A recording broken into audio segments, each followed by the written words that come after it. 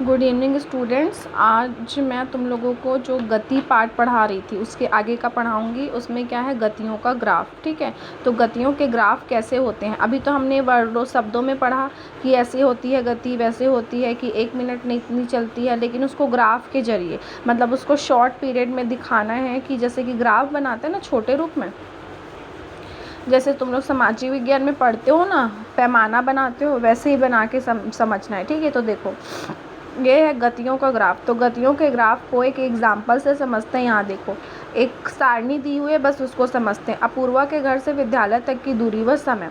तो समय को ये देखो यहाँ दिया हुआ है और दूरी को दिया हुआ है। तो 2, 4, 6, 8, 10, 12 मतलब 2-2 मिनट का क्या दिया हुआ है, डिस्टेंस दिया हुआ है। ठीक है, और वहीं पर दूरी को देख लो, 12, 24, 36, 48, 60, 72।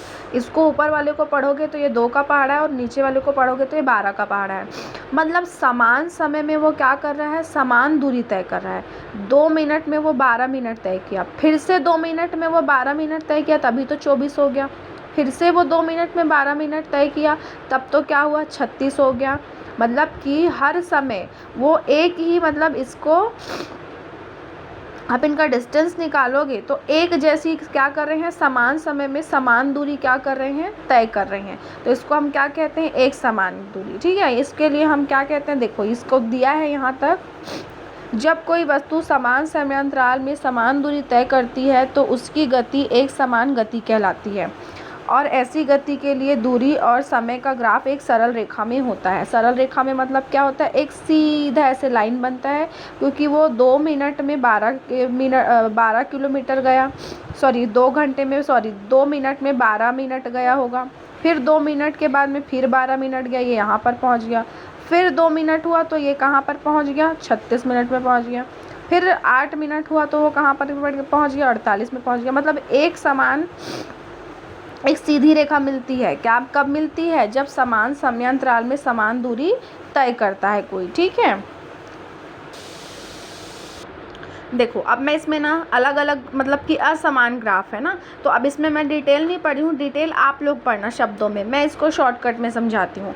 अब यहाँ पर देखो तुम लोगों को ये चित्र दिख रहा है, इसमें अलग अलग ग्राफ गया है, अलग अलग लाइन दी गई है। क्यों पता है, क्योंकि वो 1 मिनट में कभी अलग दूरी तय कर रहा था, 2 मिनट में अलग दूरी तय कर रहा है, 3 मिनट में कोई अलग दूरी तय कर रहा है। मतलब कि 2 लोगों को कंपेयर कर रहे हैं ना। यहाँ पर देखो तो क्या दिया हुआ है, दृष्टि और सृष्टि, मतलब कि दोनों की चाल का बता रहे हैं। ठीक है, अब 2 लोग हैं, 2 लोग जब साथ में चलते हैं तो कभी कोई बहुत जल्दी चलता है, कभी कोई क्या करता है, धीरे चलता है। तो यहाँ पर 2 लाइन दी हुई है, तो यहाँ पर देखो ये वाली जो लाइन दी हुई है ये किसका है, दृष्टि का है, और ये वाली जो लाइन दी गई है वो किसकी है, सृष्टि की है। मतलब सृष्टि की चाल कैसी है और दृष्टि की चाल कैसी है। तो देखो दोनों एक ही समय पर निकलते हैं, लेकिन कितनी कितनी दूरी तय कर रहे हैं। 1 किलोमीटर पे जो दृष्टि है वो 12 पे है, लेकिन जो 1 किलोमीटर पे मान के चलो सृष्टि 12 पे गई है एग्जैक्ट, यहाँ पर देख लो, और जो दृष्टि है वो कहाँ पर है, ये देख लो यहाँ पर पहुँच गई है। मतलब 12 किलोमीटर से आगे पहुँच गई है। पहुँची कि नहीं पहुँची, 12, 13, 14 मान के चलो, यहाँ पर 14 किलोमीटर में पहुँच गई है। 2 मिनट में फिर वैसे सृष्टि और दृष्टि को कंपेयर करोगे तो जो सृष्टि है वो 2 मिनट में कहाँ पहुँच गई है, ये 24 पे पहुँची है, लेकिन जो दृष्टि है वो कहाँ पर पहुँच गई है, 2 से यहाँ कंपेयर करोगे तो ये कहाँ पहुँच गई, 36 पे पहुँच गई। मतलब ये बहुत फास्ट चल रही है कि नहीं। फिर 3 मिनट में निकालोगे या 3 घंटे में निकालोगे तो जो सृष्टि है वो कहाँ पर पहुँची, 36 मिनट में, और जो दृष्टि है वो कहाँ पहुँच गई भाई, डायरेक्ट ये देख लो 3 मिनट में कहाँ पर पहुँच रही है वो, ये यहाँ पर पहुँची, 48 से भी ऊपर चल रही है। मतलब दोनों की गति एक समान है क्या, नहीं है, लेकिन देखो कंपेयर करोगे तो सृष्टि की गति एक समान है। क्यों है, क्योंकि वो हर मिनट में एक जैसी दूरी तय कर रही है। 1 मिनट में 12 में थी, 2 में कहाँ गई, 24 में गई, 3 में यहाँ पर कहाँ गई, 36 में गई, 4 में कहाँ गई, 48 में गई, 5 में कहाँ पर गई, 60 में गई, और 6 में कहाँ पर गई, 72 में गई।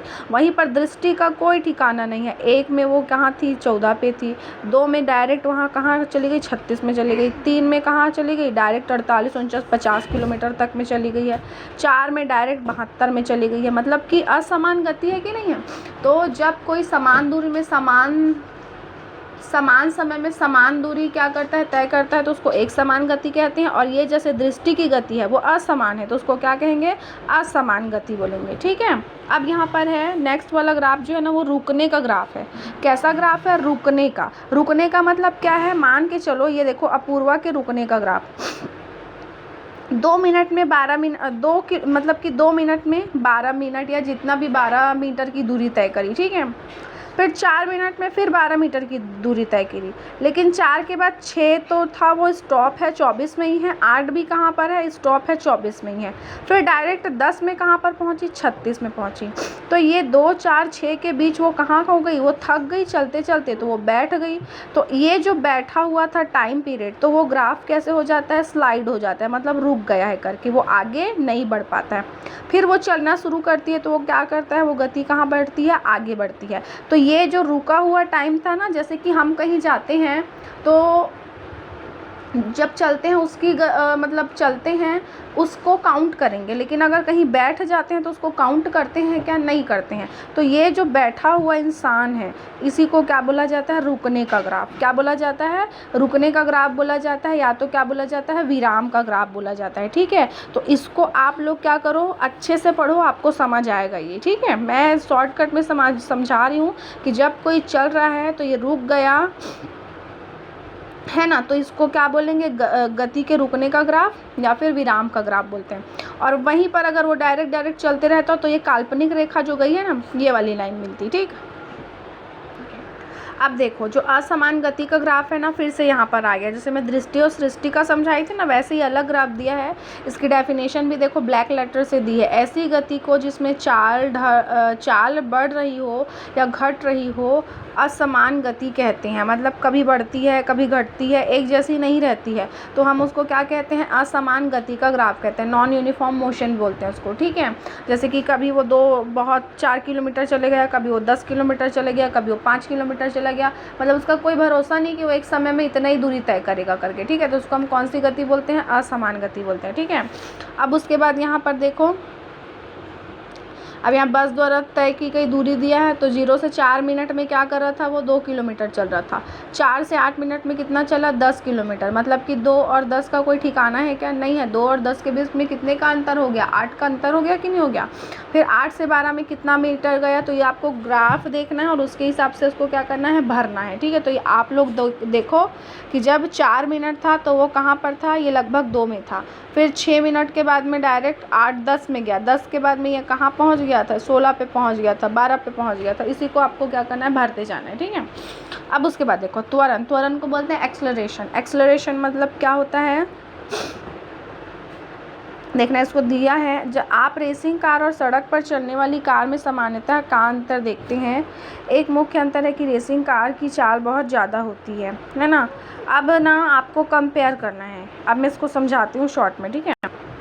देखो यहाँ पर एक टेबल दिया है ए और बी, मतलब एक बस ए निकली और बस बी निकली। ठीक है। दोनों का निकला हुआ है कि वो चली तो एक साथ थी 9:15 बजे, लेकिन यहाँ पर क्या है, उनकी चाल क्या है, उनकी दर क्या है, उसको देख रहे हैं। ठीक है। देखो 20 - 10 divided into 1000 divided by 15 into 16।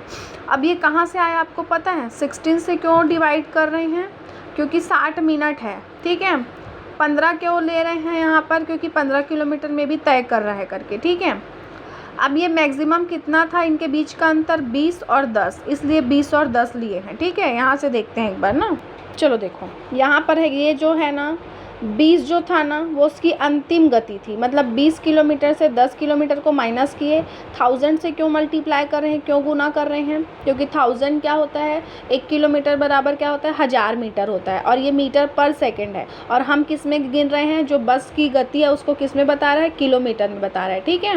तो आपको पता है 1 किलोमीटर बराबर कितना होता है, 1000 मीटर होता है, इसलिए यहाँ पर 1000 मीटर से क्या कर रहे हैं, गुना करते जा रहे हैं। क्यों, क्योंकि जो वेग होता है उसका जो यूनिट होता है ना, जिसको यूनिट को हिंदी में क्या नहीं आ रहा है, क्या बोलते हैं, मात्रक।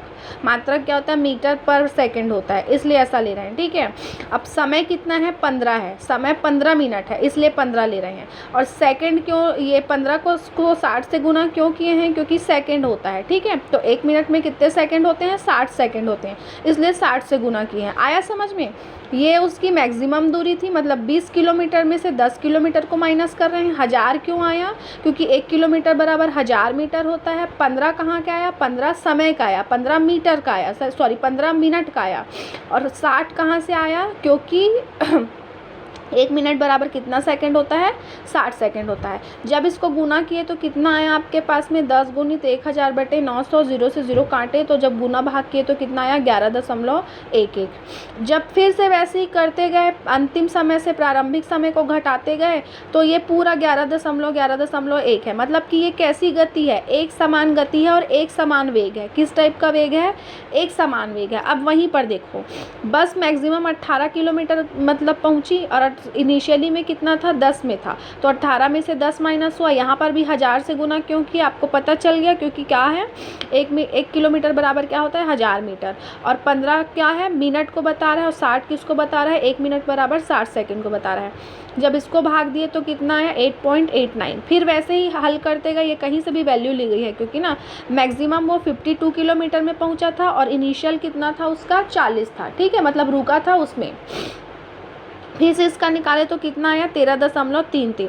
मतलब इसमें और इसमें अंतर दिखाई दे रहा है। इसमें जो अंतर था वो बिल्कुल एक जैसा था, तो इसको क्या कहेंगे, वेग में। जब वेग में मतलब कि वेग एक जैसा दूरी रहता है, एक निश्चित दूरी तय करता है ना, तो हम उसको क्या कहते हैं, वेग कहते हैं। लेकिन जब उसकी चाल जो है और वेग है वो बदलती जाती है, बदल रही है, तो हम इसको क्या कहते हैं, त्वरण कहते हैं। इसको कैसे बोलोगे आप, त्वरण का परिभाषा कैसे बोलते हैं पता है, देखो इसको देखोगे तो समझ आएगा। त्वरण की परिभाषा कैसे होती है, किसी वेग में परिवर्तन की दर को, मतलब किसी निश्चित समयांतराल में वेग में परिवर्तन की दर को ही क्या कहते हैं, उसकी त्वरण कहते हैं। मतलब कोई समय लेते हैं और जो उसकी वेग है, मतलब कि जो उसकी स्पीड है वो बार बार बदलती रहती है। परिवर्तन का मतलब क्या होता है, बदलना होता है ना, तो वो जब वो बदलती रहती है तो ही हम उसको क्या कहते हैं, त्वरण कहते हैं। एक जैसे चल रहे हैं तो उसको क्या बोलते हैं, वेग कहते हैं। लेकिन समय दर समय हमारी जो स्पीड है वो चेंज होती जा रही है, बार बार चेंज होती जा रही है, तो हम उसको क्या बोलते हैं, त्वरण कहते हैं, ठीक है। उसको परिभाषा में बताया है, a=v-u/t। ए का मतलब होता है त्वरण, को इंग्लिश में एक्सेलरेशन बोलते हैं, ठीक है। v मतलब अंतिम वेग, u मतलब प्रारंभिक वेग, और t का मतलब क्या होता है, समय होता है, ठीक है। और यहाँ पर देखो, त्वरण को संकेत a से दर्शाते हैं। इसका SI मात्रक मीटर प्रति सेकंड स्क्वायर होता है, ठीक है। स्क्वायर मतलब घात 2 होता है ना। जब समय के साथ वस्तु का वेग बढ़ता है तो उसमें उत्पन्न त्वरण को धनात्मक त्वरण, मतलब जब बढ़ रहे हैं तो वेग भी बढ़ रही है तो उसको क्या कहेंगे, धनात्मक त्वरण। और जब समय के साथ वस्तु का वेग घटता है, मतलब कि समय बढ़ रहा है लेकिन जो स्पीड है वो कम होती जा रही है, तो उसको क्या बोला जाता है, ऋणात्मक त्वरण कहते हैं। और ये मोस्ट इंपॉर्टेंट लाइन है, ऋणात्मक त्वरण को क्या कहते हैं, मंदन कहते हैं। इसे -a से प्रदर्शित करते हैं, ठीक है। जब समय के साथ वेग में परिवर्तन समान होता है तो उसे एक समान त्वरित गति कहते हैं। इसका त्वरण नियत रहता है, मतलब त्वरण जो है वो बदलता नहीं है। आज यहीं तक पढ़ते हैं, कल मैं ये चैप्टर कंप्लीट कर दूंगी, ठीक है। चलो बाय।